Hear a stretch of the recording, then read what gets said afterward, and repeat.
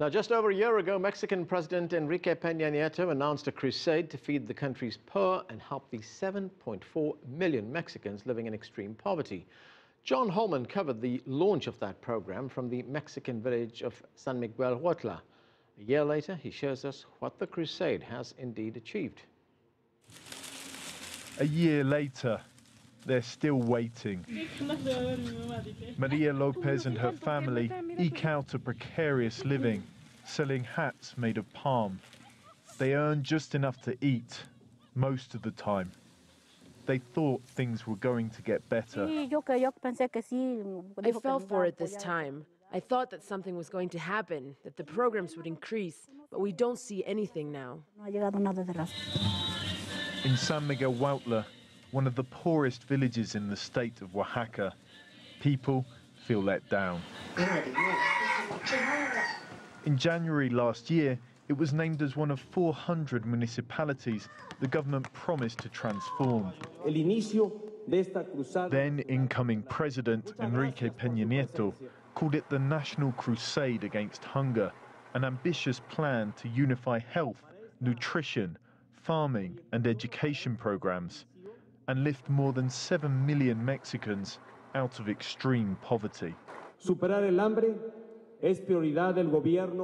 Wiping out hunger is the government's priority. Beating extreme poverty is our ethical obligation. Shortly after the launch, we traveled to San Miguel Huautla. At the time, villagers told us they were desperate for help. Sometimes there's enough food and sometimes not. Now, a year on, we're heading back. Maria's grandson plays at the local preschool. Many of the children here suffer from malnutrition. They're still waiting for the food the government promised.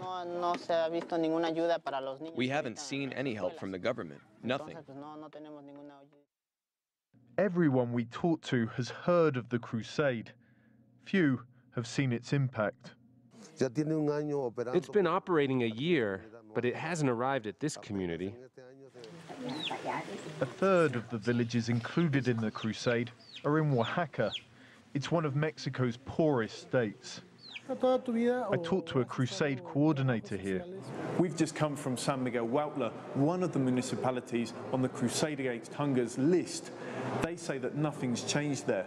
Do you think that's typical of these communities in Oaxaca? I think it's very similar to the others, with a few variations. That's at odds with the glossy promo videos claiming the crusade has already helped more than 3 million people.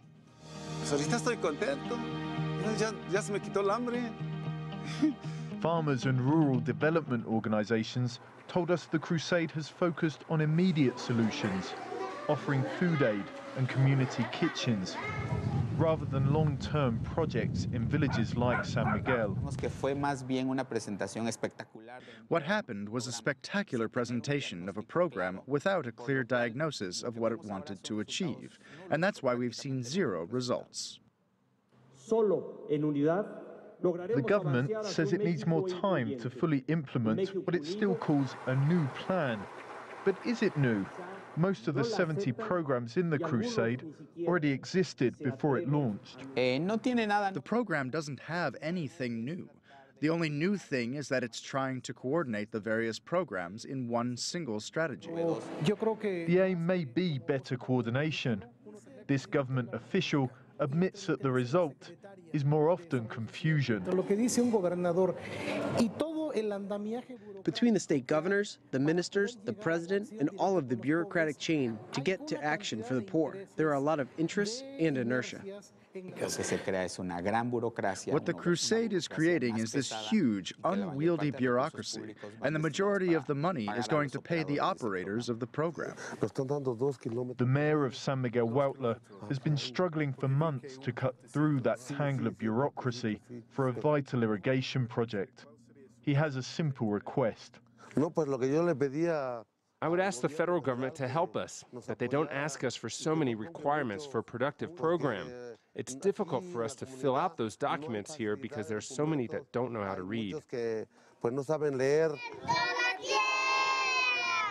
While he puzzles over how to get that government support, the San Miguel children prepare to go home from school.